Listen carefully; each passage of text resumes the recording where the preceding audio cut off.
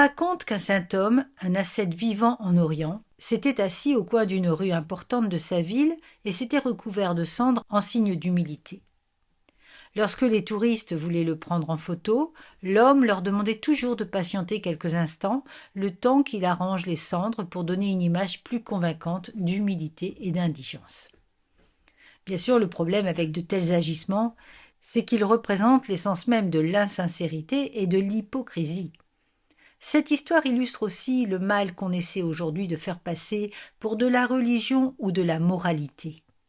L'humilité de cet ascète n'était qu'un leurre. Il n'était dévoué qu'à lui-même et non à une plus grande cause ou à un plus grand principe d'intégrité.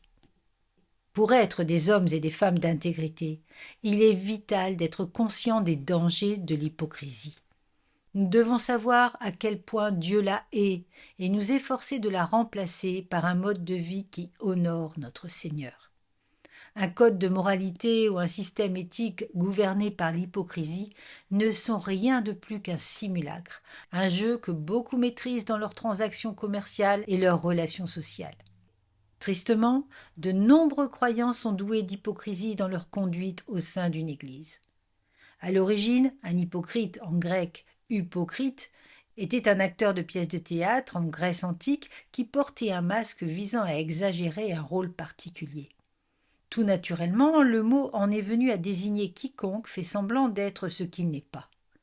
Les scribes et les pharisiens à l'époque de Jésus étaient des hypocrites notoires, et leur moquerie et perversion de la vérité de Dieu leur a valu les dénonciations les plus cinglantes de la part du Seigneur. Les dirigeants religieux juifs n'étaient certainement ni les premiers ni les derniers hypocrites. Du début à la fin, la Bible dénonce la pratique de l'hypocrisie. Caïn était hypocrite lorsqu'il a prétendu adorer Dieu alors qu'il faisait en réalité étalage de ses compétences de fermier. Lorsque son hypocrisie a été révélée et mise en contraste avec la fidélité de son frère Abel, Caïn a laissé l'amertume et le mépris l'envahir au point de devenir le meurtrier de son frère.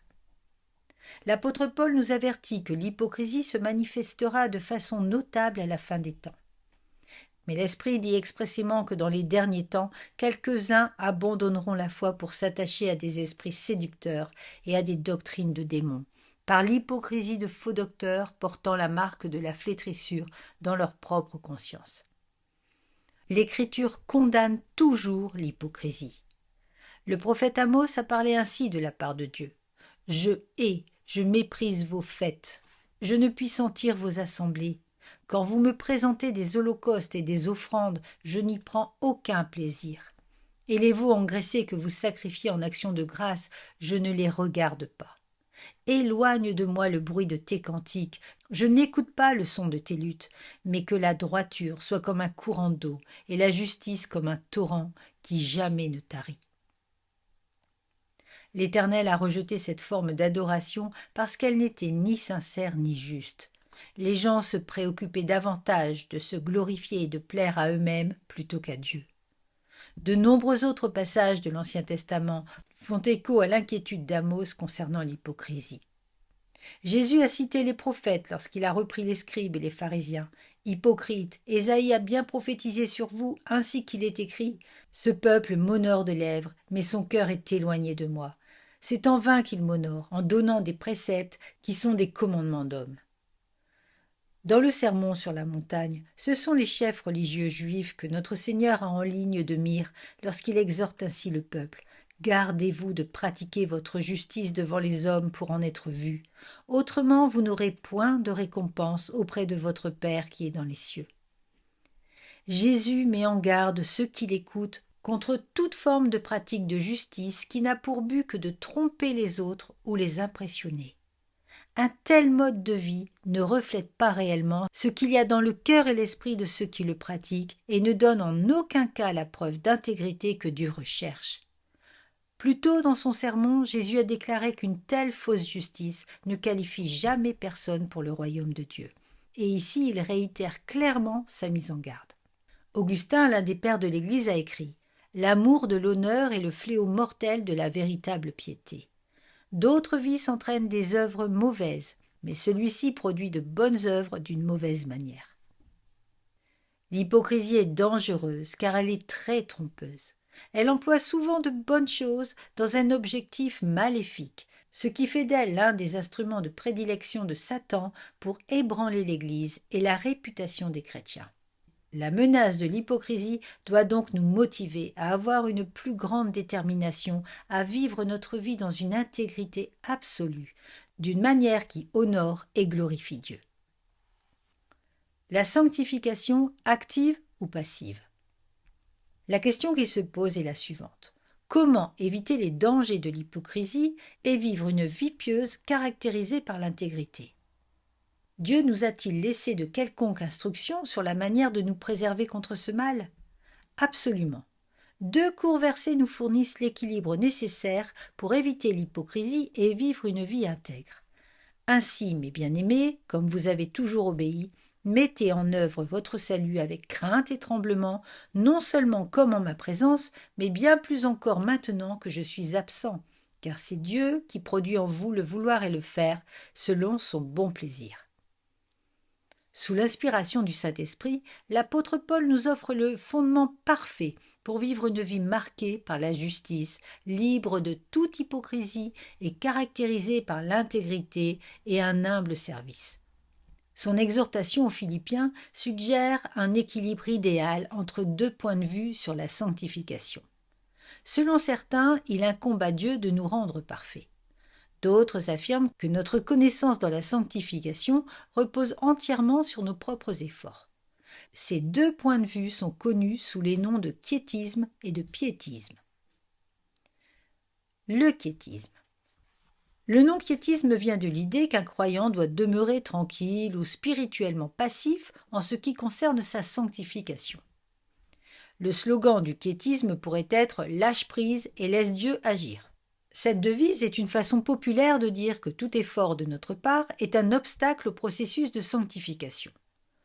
Nous devons nous pousser du chemin pour laisser Dieu nous donner une vie de victoire sur le péché. Les défenseurs du quiétisme font souvent référence à Galates 2:20 et citent une phrase hors de son contexte. « Ce n'est plus moi qui vis, c'est Christ ». Ainsi, il laisse clairement entendre que la vie chrétienne est faite de foi et de confiance passive, ne laissant ainsi aucune place pour la vigilance et les efforts de la part du croyant. Toutefois, si nous lisons Galates chapitre 2 verset 20 dans sa totalité, nous remarquons qu'il y a un équilibre entre notre rôle et celui de Dieu dans la sanctification. « J'ai été crucifié avec Christ, et si je vis, ce n'est plus moi qui vis, c'est Christ qui vit en moi. Si je vis maintenant dans la chair, je vis dans la foi au Fils de Dieu qui m'a aimé et qui s'est livré lui-même pour moi. » Nous vivons dans la chair, et pourtant Christ vit en nous par la foi. Le piétisme. Le point de vue opposé sur la sanctification prétend que notre perfection spirituelle ne dépend que de nous. Cette position traditionnellement appelée piétisme a découlé du mouvement évangélique allemand du XVIIIe siècle en réaction à la fin de l'orthodoxie et de l'Église luthérienne d'État. Le piétisme a de bons côtés. Il met l'accent sur la prière, l'étude de la Bible, la pratique d'œuvres bonnes et la discipline personnelle, mais a tendance à se déséquilibrer en accordant trop d'importance à l'effort personnel.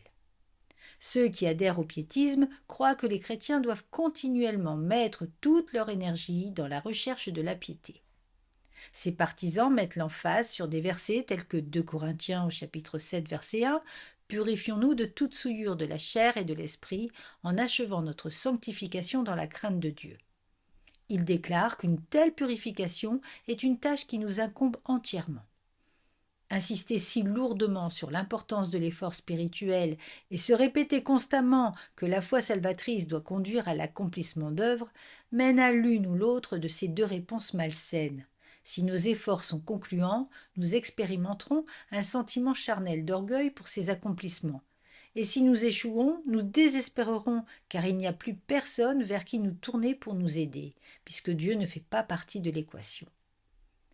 La parole de Dieu ne soutient ni l'un ni l'autre de ces points de vue. Elle apporte au contraire un équilibre entre les excès du quiétisme et du piétisme. Avec crainte et tremblement. Dans Philippiens chapitre 2 versets 12 et 13, Paul ne suggère pas un nouveau principe. La bénédiction du roi Salomon, proclamée des siècles plus tôt lors de la consécration du temple, démontre une reconnaissance du rôle de Dieu et du nôtre dans le processus de sanctification. Béni soit l'Éternel qui a donné du repos à son peuple d'Israël. Selon toutes ses promesses, de toutes les bonnes paroles qu'il avait prononcées par Moïse son serviteur, aucune n'est restée sans effet. Que l'Éternel notre Dieu soit avec nous comme il a été avec nos pères, qu'il ne nous abandonne point et ne nous délaisse point, mais qu'il incline nos cœurs vers lui, afin que nous marchions dans toutes ses voies et que nous observions ses commandements, ses lois et ses ordonnances qu'il a prescrits à nos pères. Que ces paroles, objet de mes supplications devant l'Éternel, soient jour et nuit présentes à l'Éternel notre Dieu, et qu'il fasse en tout temps droit à son serviteur et à son peuple d'Israël, afin que tous les peuples de la terre reconnaissent que l'Éternel est Dieu, qu'il n'y en a point d'autre. Que votre cœur soit tout à l'Éternel notre Dieu, comme il l'est aujourd'hui, pour suivre ses lois et pour observer ses commandements. Remarquez de quelle manière Salomon exprime l'équilibre entre la responsabilité de Dieu et la nôtre. Il commence par prier que Dieu incline nos cœurs vers lui. Puis il exhorte le peuple ainsi, que votre cœur soit tout à l'Éternel. Si nous devenons obéissants à l'Éternel dans la sanctification, c'est parce qu'il nous conduit dans cette voie. Mais en même temps, nous devons avoir le cœur et la résolution de faire sa volonté. Des efforts constants. Au fil des ans, de nombreux chrétiens ont été perturbés par la dernière phrase de Philippiens chapitre 2 verset 12 qui dit ceci : « Mettez en œuvre votre salut avec crainte et tremblement. » L'apôtre est-il en train de défendre l'idée que le salut s'obtient par les œuvres ? Ce n'est pas possible, puisque dans Romains chapitre 3 versets 20 à 24 et dans Éphésiens chapitre 2 versets 8 et 9, il enseigne justement que le salut ne s'obtient pas par les œuvres. Quel est donc le sens exact du commandement de Paul au verset 12 ? En grec, le verbe traduit « mettre en œuvre » signifie œuvrer continuellement pour amener une chose à son accomplissement ou à son achèvement. Strabon, un savant romain qui a écrit en grec et a vécu environ 60 ans avant Jésus-Christ, nous donne un éclaircissement sur le sens de ce mot. Strabon emploie le même verbe lorsqu'il se réfère à l'extraction de mines d'argent par les Romains. Par analogie, les croyants sont appelés à extraire dans leur vie toute la richesse du salut que Dieu y a gracieusement déversée. Par des efforts constants et avec diligence, nous devons mettre en œuvre et parfaire dans notre conduite quotidienne ces vertus que Dieu a placées en nous. Cette consigne de Paul ne suppose aucune forme de quiétisme, mais suppose un bon niveau d'engagement et de constants efforts de la part des chrétiens. Le Nouveau Testament regorge de telles injonctions qui présupposent toutes une responsabilité du croyant. Romains 6, 19 est un verset clé sur le sujet. De même donc que vous avez livré vos membres comme esclaves à l'impureté et à l'iniquité pour arriver à l'iniquité, ainsi maintenant, livrez vos membres comme esclaves à la justice pour arriver à la sainteté. Paul affirme ici que le processus de sanctification implique une poursuite active de l'obéissance au moyen de toutes nos capacités, au point même de devenir esclaves de la volonté de Dieu. Si nous sommes jour après jour des esclaves ou des serviteurs de la volonté du Seigneur, nous ne pourrons que vivre avec intégrité le salut qu'il nous a accordé. Paul décrit ensuite l'attitude avec laquelle nous devons rechercher la piété au quotidien, avec crainte et tremblement. Dans notre vie avec Dieu, nous devons nourrir une saine crainte de l'offenser ou de pécher contre lui. Nous devons ressentir un tremblement à la pensée même des conséquences du péché. Une telle crainte est une réaction appropriée à nos faiblesses et à nos insuffisances et nous donne une inquiétude saine pour nous pousser à faire ce qui est juste. Le Seigneur veut que son peuple ait une juste crainte de lui. Le prophète Ésaïe a écrit « Ainsi parle l'Éternel, le ciel est mon trône et la terre mon marchepied. Quelle maison pourriez-vous me bâtir et quel lieu me donneriez-vous pour demeure ? Toutes ces choses ma main les a faites, et toutes ont reçu l'existence, dit l'Éternel. Voici sur qui je porterai mes regards, sur celui qui souffre et qui a l'esprit abattu, sur celui qui craint ma parole. Dieu cherche et approuve ceux qui tremblent devant sa parole. Mettre en œuvre son salut au quotidien avec constance et intégrité est difficile, et la pensée d'un possible échec pèse constamment sur nous. L'une des garanties que nous possédons pour contrer l'échec, c'est le genre de crainte, d'admiration et de respect de Dieu évoqué dans Philippiens chapitre 2 verset 12. Il ne s'agit pas ici de craindre un éternel tourment, ni de désespérer à la vue des circonstances, ni d'être rempli d'un sentiment névrotique paralysant. Au lieu de cela, c'est une révérence qui nous motive et nous rend vigilants pour ne pas trébucher et perdre notre joie. Elle nous guide pour nous empêcher d'offenser le Seigneur, de compromettre l'intégrité de notre témoignage devant les incroyants, ou de réduire à néant notre utilité et notre ministère vis-à-vis des autres croyants dans le corps de Christ. Une dépendance totale. La mise en œuvre de notre salut serait inutile et d'ailleurs impossible si elle n'était contrebalancée par la vérité de Philippiens chapitre 2 verset 13. Car c'est Dieu qui produit en vous le vouloir et le faire selon son bon plaisir.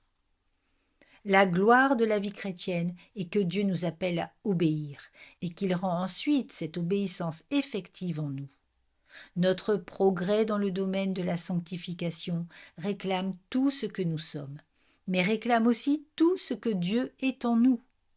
Jésus dit dans Jean chapitre 15 au verset 5 « Je suis le cep, vous êtes les sarments.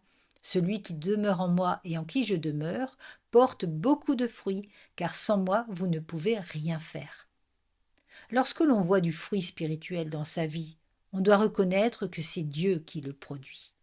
Il y a diversité d'opérations, mais le même Dieu qui opère tout dans tous. Je me demande combien de chrétiens prennent à la légère la réalité que Dieu vit effectivement en nous, qui n'œuvre pas simplement en nous ou pour nous, mais qu'il vit réellement en chaque chrétien authentique. Dans Actes chapitre 1 au verset 8, voici ce que Jésus a dit à ses apôtres. « Vous recevrez une puissance, le Saint-Esprit survenant sur vous. Dieu vit en nous par son Esprit Saint. Nous pouvons être assurés qu'il n'a pas accompli tout ce travail de justification en nous pour ensuite nous laisser livrer à nous-mêmes dans la mise en œuvre de notre sanctification. Dans Galates chapitre 3 au verset 3, Paul dit « Êtes-vous réellement dépourvus de sens ? Après avoir commencé par l'esprit, voulez-vous maintenant finir par la chair ?» Évidemment, la réponse attendue par Paul à cette question est un non énergique. Selon Philippiens chapitre 2 verset 13, le double objectif de Dieu pour son œuvre en nous est de nous pousser à vouloir et à œuvrer. Cela signifie que le Seigneur veut stimuler nos désirs et nos actions. En premier lieu, Dieu veut que nous désirions ce qui est juste. Tout comportement est le fruit de la volonté humaine, nos désirs, nos penchants et nos intentions. Le verbe grec à l'origine de vouloir au verset 13 ne réfère pas à la passion, à la convoitise ou à une émotion capricieuse. Il met plutôt l'accent sur l'intention et le penchant, la volonté objective d'un but étudié et planifié. Comme le déclare le psaume 110 au verset 3, « Ton peuple sera un peuple de franche volonté au jour de ta puissance. » La puissance de Dieu nous pousse à vouloir vivre dans la sainteté, pour faire et dire ce qui est bien et juste et pour marcher dans l'intégrité. Généralement, Dieu produit en nous deux éléments nécessaires pour que nous aspirions à la sanctification. Le premier est une insatisfaction juste de notre état spirituel présent. Cela signifie que Dieu nous donne une aversion pour les divers péchés qui nous assaillent. L'apôtre Paul exprime son mécontentement de cette manière. « Misérable que je suis, qui me délivrera de ce corps de mort ?» Si l'Esprit de Dieu produit en nous un tel malaise, nous savons qu'il est approprié, contrairement à l'insatisfaction pécheresse que nous pouvons ressentir face à nos circonstances. Le second élément que Dieu nous donne pour nous mener à la sanctification est une sainte aspiration. Nous aspirons à une plus grande pureté, à plus de sainteté, de justice et d'authenticité dans notre marche avec le Seigneur. Une soif d'être vertueux dans notre mode de vie et victorieux sur le péché. Un tel désir peut survenir par exemple à la lecture de l'histoire d'un personnage pieux, que ce soit dans la Bible ou dans une biographie chrétienne. En lisant, notre cœur se rend compte de notre faible niveau d'engagement spirituel en comparaison à celui de la personne dont nous lisons l'histoire et qui a été utilisée si efficacement par Dieu. Un désir intense de faire mieux, de vivre davantage comme Christ, brûle alors en nous. Le second objectif pour l'œuvre de Dieu en nous est de nous pousser à l'action. Dieu œuvre en nous pour que nous accomplissions des œuvres de justice. Paul donne un aperçu de l'étendue de ce processus lorsqu'il prie à celui qui peut faire, par la puissance qui agit en nous, infiniment au-delà de tout ce que nous demandons ou pensons. Notre Dieu omnipotent peut accomplir et accomplira à travers nous ce qui est inimaginable, ce qui dépasse tout ce que nous pouvons projeter ou rêver. Philippiens chapitre 2 verset 13 ajoute que lorsque par la puissance de Dieu nous le servons, nous accomplissons des œuvres selon son bon plaisir. Le mot traduit plaisir signifie satisfaction. Dieu veut que nous accomplissions ce qui lui donne satisfaction. Du fait de la relation particulière que nous avons avec Dieu, il prend grand plaisir dans notre volonté et notre œuvre pour lui. L'incompréhensible vérité du verset 13, selon laquelle Dieu nous rend capables de vivre pour lui et prend plaisir quand nous le faisons, est ce qui donne de la valeur au défi et à l'effort d'œuvrer à notre salut avec crainte et tremblement. Cette vérité nous procure tout l'encouragement et l'incitation dont nous avons besoin pour vivre avec intégrité et sans hypocrisie devant les hommes. Le besoin de discipline. Pourtant, aucune des choses dont nous venons de parler ne sera totalement réalisée dans notre vie si nous ne faisons pas preuve d'autodiscipline. Cela va à l'encontre des Écritures et il est tout simplement faux de croire que nous sommes capables de progresser dans la piété, armés simplement de bonnes intentions et de bons sentiments vis-à-vis de la vie chrétienne. Dieu n'œuvre efficacement qu'à travers des personnes disciplinées et soumises à lui. L'apôtre Paul nous rappelle l'importance capitale de la discipline personnelle. Tous ceux qui combattent s'imposent toute espèce d'abstinence, et ils le font pour obtenir une couronne corruptible. Mais nous, faisons-le pour une couronne incorruptible. Moi donc je cours non pas comme à l'aventure, je frappe non pas comme battant l'air, mais je traite durement mon corps, et je le tiens assujetti, de peur d'être moi-même désapprouvé après avoir prêché aux autres. Seul le chrétien discipliné peut lire et étudier la parole de Dieu avec constance et ensuite l'appliquer diligemment à sa vie en laissant la puissance de Dieu le conformer de plus en plus à l'image de Christ. Nul autre que le chrétien discipliné ne peut évaluer réellement et défier efficacement la culture et le système de valeurs de ce monde à la lumière des Écritures. Pour le dire simplement, l'autodiscipline est la volonté de soumettre ses intérêts personnels et égoïstes aux intérêts éternels de Dieu. On disait ceci à propos de William Hartnell, un auteur anglais populaire du XIXe siècle. Sa prédication est bonne, son écriture est mieux, et sa vie est ce qu'il y a de meilleur. Chacun de nous devrait désirer que les gens voient notre vie au quotidien comme ce qu'il y a de meilleur. Il ne s'agit pas ici de dire que notre vie sera empreinte d'intégrité parfaite et que nous ne faillirons jamais dans notre engagement et notre obéissance à Dieu, mais plutôt que la direction générale de notre vie au quotidien penchera de plus en plus vers la norme suprême de Jésus-Christ. Notre vie n'ira jamais dans cette direction, à moins de mettre Dieu à la première place et de commencer à obéir à ses priorités.